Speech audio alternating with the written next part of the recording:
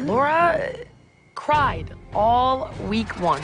I need to get some air. I can't stop. I feel like it's coming. It's not coming. Get on the treadmill. Sloppy. Finish this strong, Joelle. No, Joelle, don't do it. Don't do it. Dig, Joelle, dig. Every time. What is it? What is it? Tell me what it is. Get on the ladder! Are you ready to work? Are you ready to work? If you quit on me again, you go home, and no one's gonna chase you. No one! Hear you scream! Go! No! No! No! Keep running. Get on. 10 seconds. Go. Don't stop. Go. 10. Go. Go. Go. 9. Don't. Don't. Go. 5 seconds. Head on the treadmill. What the am I here for?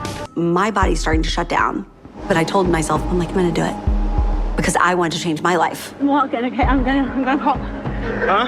I'm going. I'm here next. But I physically could not get up. The other contestants ultimately carried Tracy to the finish line, but as soon as she crossed, she collapsed. It started with my liver, then it went to my kidneys, and then it goes to your heart. And that's where I almost died. I'm not saying that you're a trashy person if you watched and supported this show, and, well, actually, that's exactly what I'm saying.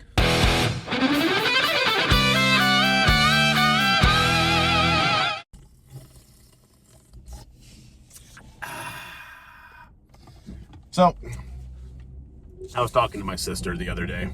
Me and her, we were having a little workout, and she told me about this show on Netflix, Fit for Life.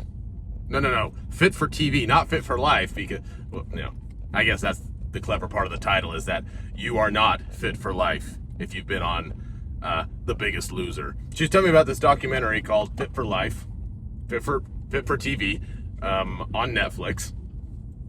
And me being, kind of into fitness, kind of into health. I dabble. I should check it out. So I actually, I canceled my Peacock subscription. That's where I go to watch all my sitcoms. Peacock has all the best sitcoms.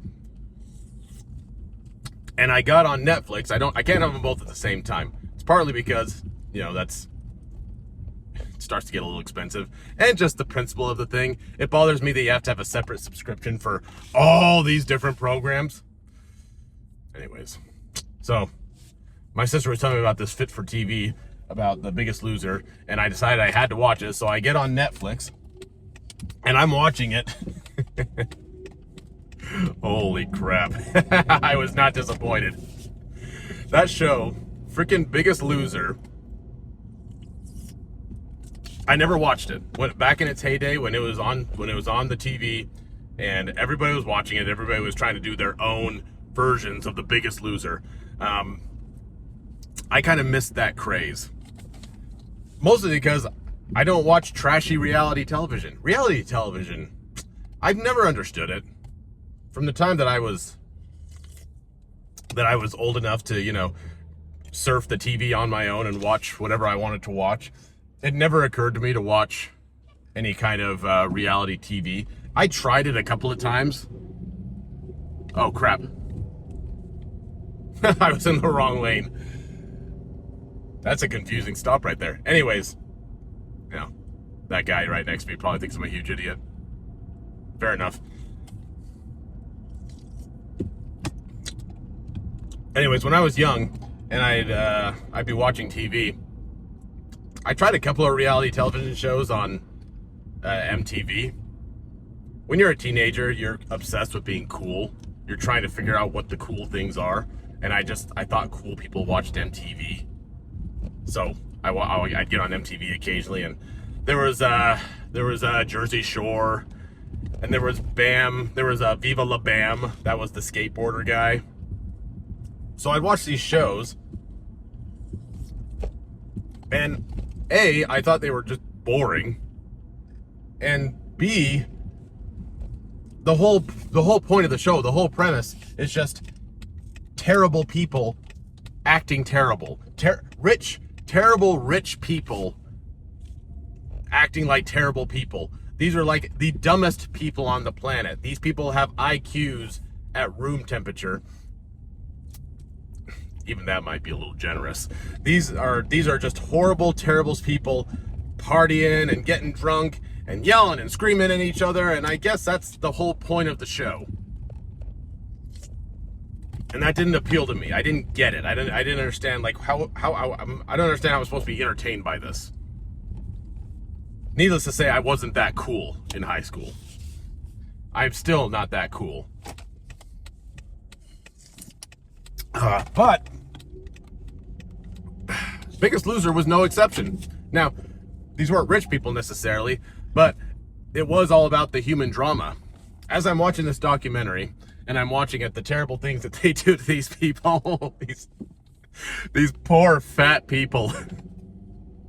I think the title of this video is going to be I'm a terrible person and so are you. Because let me tell you, when I was watching this documentary and watching all these poor fat people do these ridiculous things, I was actually entertained. I know I just said that I'm not entertained by trashy reality television. No, it was a lot of fun watching these giant bulbous people try and do all of these silly challenges, carrying food in their mouth, having to do these obstacle courses that obviously they can't do. They're not in the shape for it, but it just looks funny watching them try and climb over things. It's a humiliation ritual. Of course it is. We all know that's what it is. And that's what these people knew it was going into it. One of the main themes of this whole documentary is how these people were abused and they didn't understand what was going, like they didn't understand what they were signing up for. Maybe that would have worked. Maybe that would have worked if it was like season 1. Season 1, you've never seen the show. You have no idea what it even is. You just hear, it's a fun weight loss challenge, and it's high budget and it's going to be televised, and woo, you're going to lose weight and have fun at the same time, and you could potentially win some money at the end. Yeah, I'm a big fat person. Why not? But then, and then you get there and then they have you doing ridiculous things and getting yelled and screamed at. So that's the whole premise of this documentary is these people were terribly abused. Big Fat Loser was, a crime against humanity. Which, I don't know, maybe it kind of was. I can see both sides of it. Now, from the producer, from the creators of the show, from their perspective, well, okay, let's talk about the contestants first. They bring on multiple people to talk about their experience on the show, and it's always some version of, they were mentally, verbally abused by Jillian Michaels and Bob Harper. And as you're watching these clips, yeah, it's awful. The way Bob Harper and Jillian Michaels scream at these people, scream at them. Yeah, Jillian Michaels getting in their face. I'm gonna rip your legs off, and I'm gonna beat you to death with them. I think I'm gonna use that with some of my clients. It's awful the way they get treated. Verbal abuse, verbal, mental, emotional abuse. There's one section where one of the ladies, one of the main characters of this documentary, I don't remember her name. I probably should have written it down. She's the black one, the black woman. There's only one black woman that gets highlighted in this. She's one of the more prominent, one of the more prominent people. I don't mean prominent like fat. Prominent. They're all fat. No, I mean more prominent, like she gets featured a lot. She gets a lot of camera time in this documentary. By the way, she's talking about her experience from like 20 years ago. I can't remember which season she was in, but it was a long time ago. She looks great now. I mean, based on what I was seeing when she's getting interviewed, she looks pretty good, as a matter of fact. She definitely lost the weight. I don't think it was because of Biggest Loser, though. She was not the Biggest Loser. She didn't win. But it looks like she must have figured something out, because in her interviews, like I said, she's definitely gotten down to a very manageable weight. Good for her. But there was one part where it shows her on a treadmill getting screamed at by Bob. They're making them all run for 30 seconds on the treadmill. And if they don't keep it up for the full 30 seconds, did I say 30 minutes? 30 seconds. If they don't keep, it's 30 seconds on the treadmill, they have to run. And if they don't keep it up for the full 30 seconds, they make them do it again. And then they make them do it again and again and again until they can keep it up for 30 seconds because it's all just mental. And I remember there was one interaction between her and Bob where she's the one not doing it. She's the one not keeping it up for the full 30 seconds. And Bob keeps screaming at her. So-and-so. I wish I should have written her name down. Don't give up! Stop! It's all in your head! Stop it! And she's about to pass out on the treadmill.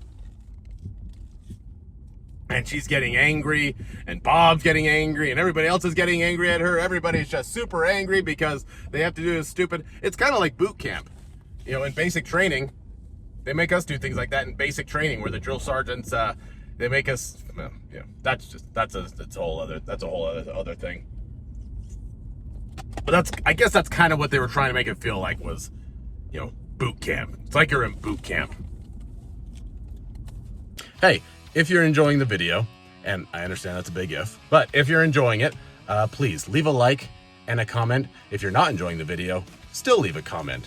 The more sarcastic, the better. If you feel like you need a little more personalized coaching, DM me on Instagram at American_Fitnocrat.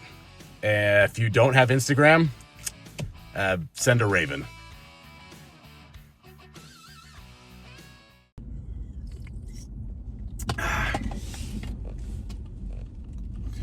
She had nothing good to say about Bob or the show. And there was another woman. A lot of women. There weren't a whole lot of guys who got interviewed for this. It was mostly women. There was another woman. I'm laughing because it's just the whole thing is so ridiculous. She literally almost died.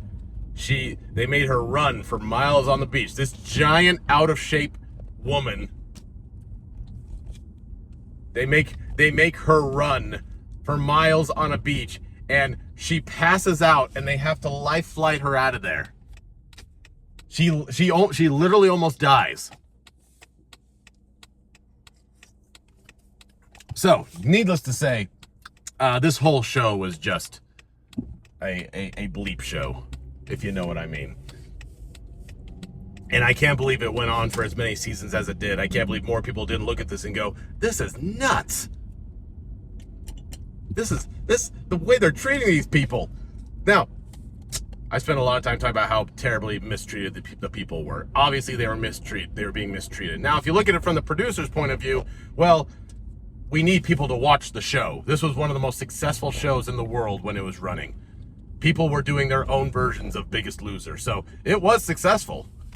You know, if you measure success by how many views and how much money it's bringing in, which was a freak ton.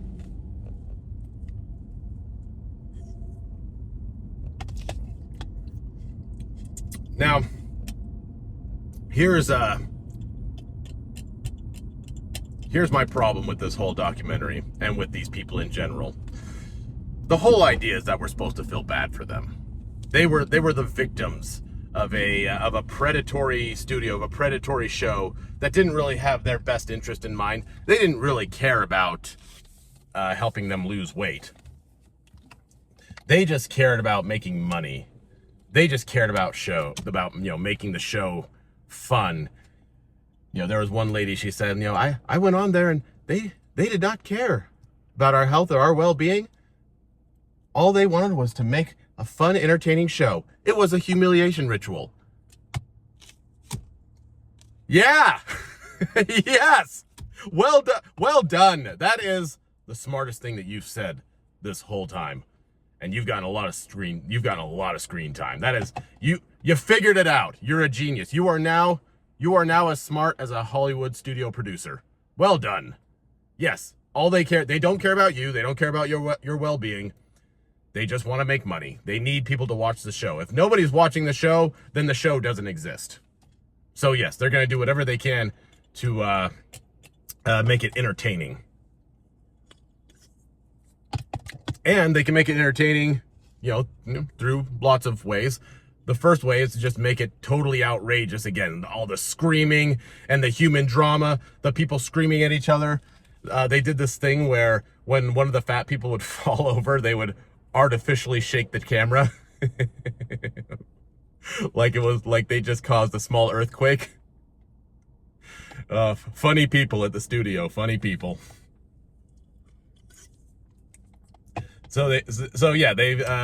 Their first priority, from the producer's point of view, their first priority is making money and getting views and making money, because if you're not doing that, then there is no show to speak of. But also, as far as them abusing these people, yeah, they did. They got these overweight people. They preyed on these overweight people's desire to lose weight, and they abused them. Absolutely. Here's the other side of that coin, though. I don't feel bad for almost any of these people. The fat ones, I mean. I don't feel bad for the producers getting dragged through the mud now either, but I don't feel bad for these fat people. I feel bad for them on a very basic human level, or at least I have the ability to. I can feel sympathy towards someone. But there's a few things that have to happen in order for me to feel any kind of sympathy or, hope the best for you. You should always hope the best for people, but I'm not that good of a person. Here's a few things that really turned me off about these people in getting interviewed for Biggest Loser. One, you had to have known what you were getting into. You had to. And don't say there was one woman. Again, I think it was the black woman again. Like I said, she got a lot of screen time, so I got a big bite of what she had to say about everything. She said that I went on this show for my health. Liar! No, you didn't. You went on this show because you wanted attention. That's why you go on a show like this. That's why you send in all these ridiculous, silly audition tapes. These audition tapes that have to, you send one in the first season, it doesn't get accepted. You send one in the second season, it doesn't get accepted. You figure out that you have to be more outrageous. You have to look like a fun, exciting person, because otherwise they're not going to let you on the show. You're trying to get attention. That's why you would go on a show like this. That's why you would go on any kind of reality TV show. Do you think the people going into Judge Judy, do you think they're going into her because they just want sound legal advice? No! They want to be on TV. I don't know why. Everybody on Judge Judy looks like a huge idiot, and every fat person on Biggest Loser, they kind of look like losers. I don't know why you would subject yourself to that kind of humiliation. I don't understand that. I really don't.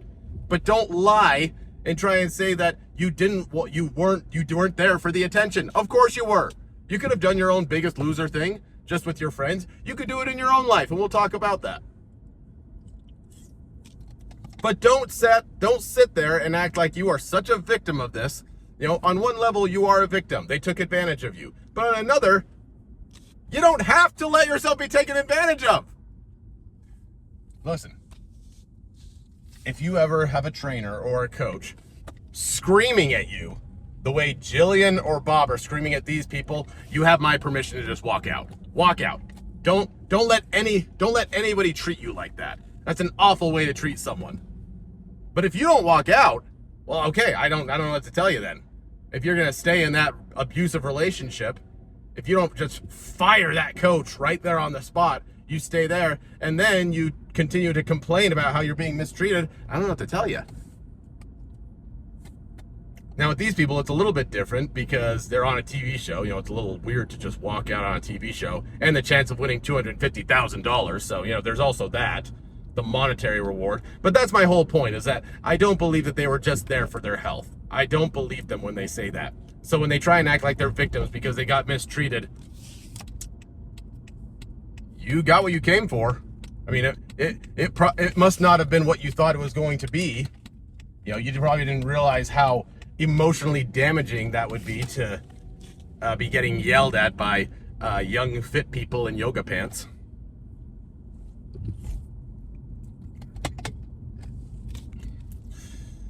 But that was your choice. So yeah, I don't feel bad for them, mostly because of that. And also,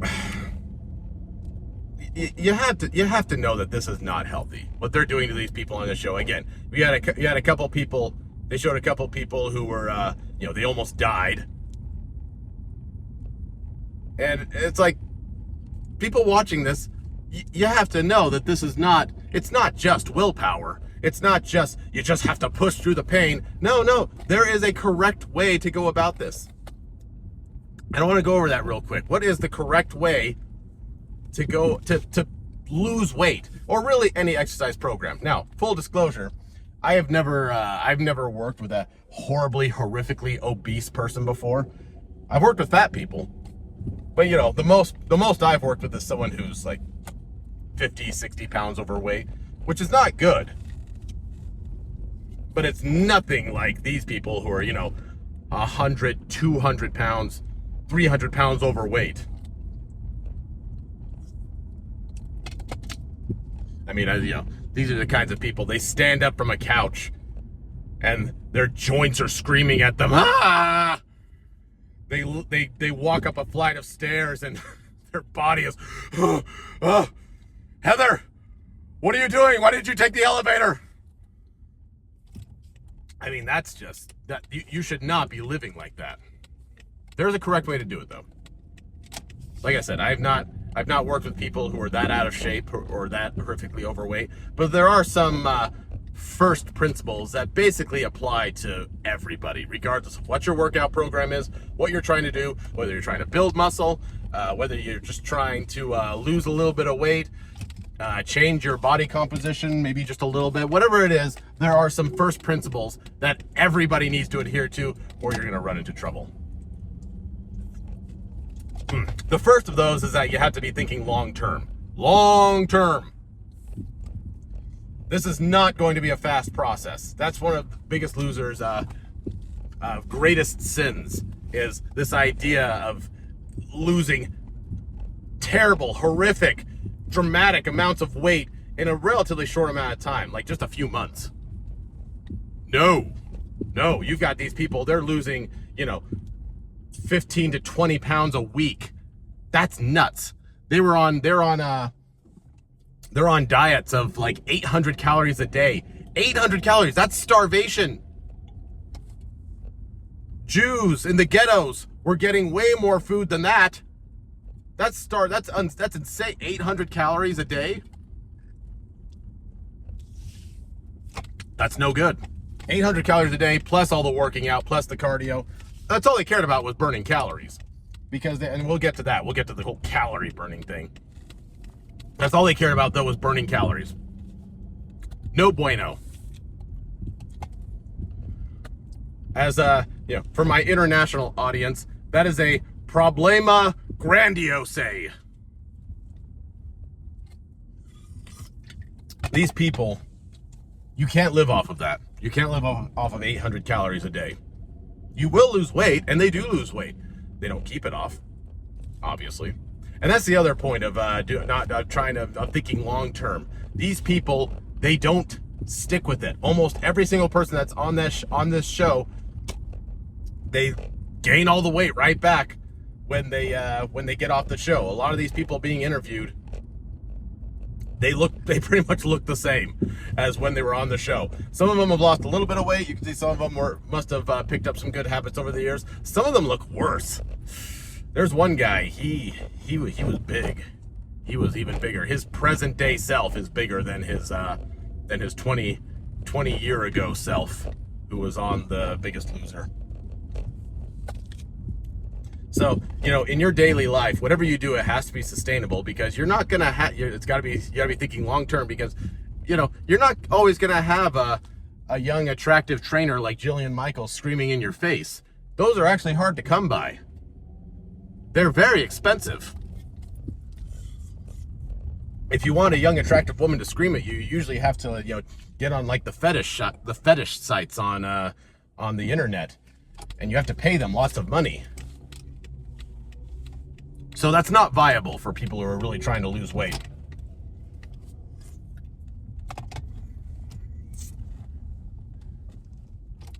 The next principle, we're talking about first principles of a successful exercise program. Your next principle is it has to be somewhat enjoyable. You can only white knuckle for so long. Whatever you're doing, it has to be at least kind of enjoyable. It's going to take a little bit of discipline. I don't buy into the whole do this without any willpower bullcrap, because that is bullcrap. Everything takes willpower. Everything takes a little bit of discipline. You have to make yourself do things that you might not necessarily want to do, but it should still be manageable. It's like, okay, I would, here's an example. And you have to choose between a diet Mountain Dew versus a real Mountain Dew with real sugar in it. The real Mountain Dew with real sugar is better. It tastes better. Gives you a little more of a sugar kick than the diet does, obviously. But the diet's 0 calorie. Now, when you have to choose between the diet Mountain Dew and the regular Mountain Dew, well, pick the diet. You say, well, I'd rather have the regular. Make a compromise. The very best thing you could do is not drink any kind of fizzy sodas at all and just drink water all the time. But, let's stick with what we can do. What can we manage? You can still satisfy your sweet tooth. Maybe not as much, but that would just be an example of something that's mostly enjoyable, not your first choice, but something that's manageable, something that you can stick with. And the same as that's with your diet, that's with your workout program. Pick something that doesn't feel like hell while you're doing it. That brings us to the workout program. What should your workout program look like? I'll give you a hint. It's not going to be a bunch of cardio. You're not going to be running for miles on the beach like Rocky and Apollo Creed. You can do that if you want, but it's probably not going to help you lose weight in the long term. Your exercise program should revolve around strength training. Strength training.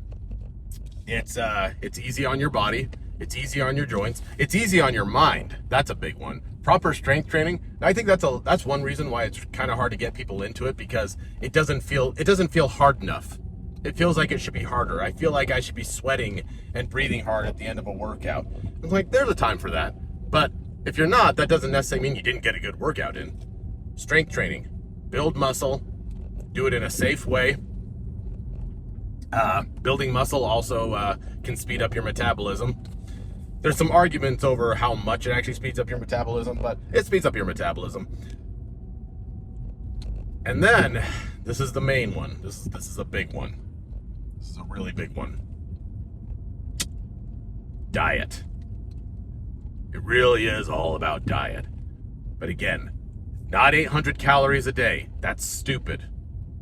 This is the part where you'd really want to work with a trainer or a doctor, somebody who specializes in weight loss, because they'll be able to prescribe you the perfect amount of calories that you should be taking in for your size, for your activity level, for what you can stand.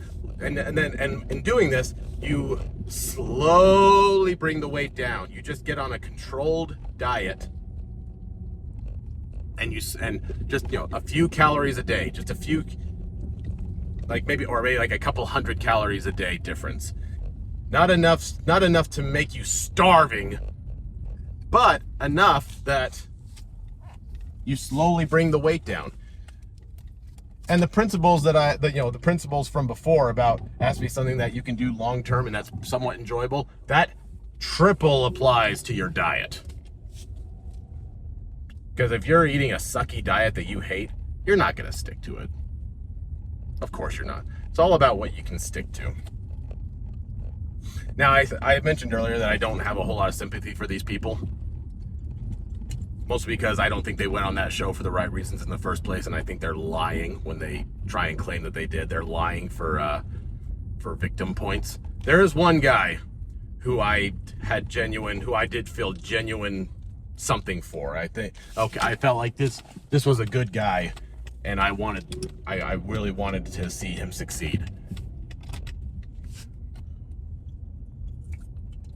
And he was the man who didn't blame the show for his problems. He didn't blame anybody else. He didn't say that the show screwed up his metabolism. He said, you know, I think my metabolism was screwed up before I came on the show. Of course it was. Otherwise, I wouldn't have been 300 pounds overweight. And he didn't blame the show. He didn't blame anybody else. He took responsibility for his own life.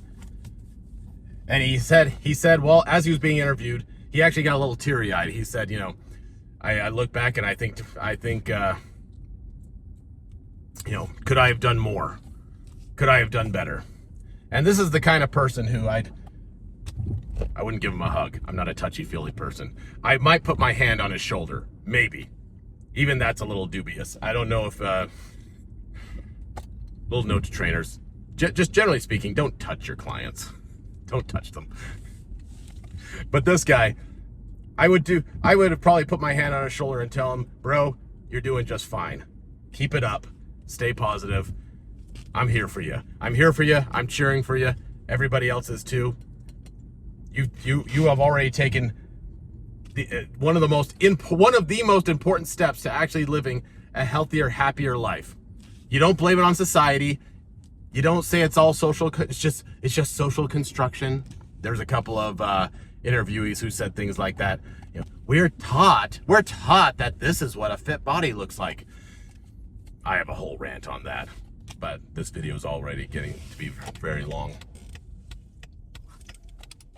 So, to that man who actually took responsibility for his life and, you know, said obvious things like, I'm the one who put the food in my mouth. Yes, and you can make better decisions, and you can get your life under control. This is meant to be encouraging, not just a big wallop on fat people. I don't think it's helpful at all to tell people that it's not their fault. It's not your fault. Of course it's your fault. No, we've grown up in an environment that, okay, well, work on your environment, I guess. Oh, man. If you want to check it out for yourself, go watch Fit for TV. The real story of the Biggest Loser. Bum, bum, bum, bum. Thank you for listening. Hey, tell me, have you ever heard someone say something like, oh, fitness isn't everything? Don't listen to that communist gobbledygook. Take pride in your body, take pride in your fitness, and let me help you along the way. Follow me at American_Fitnocrat on Instagram. And if you'd like some personalized coaching, DM me.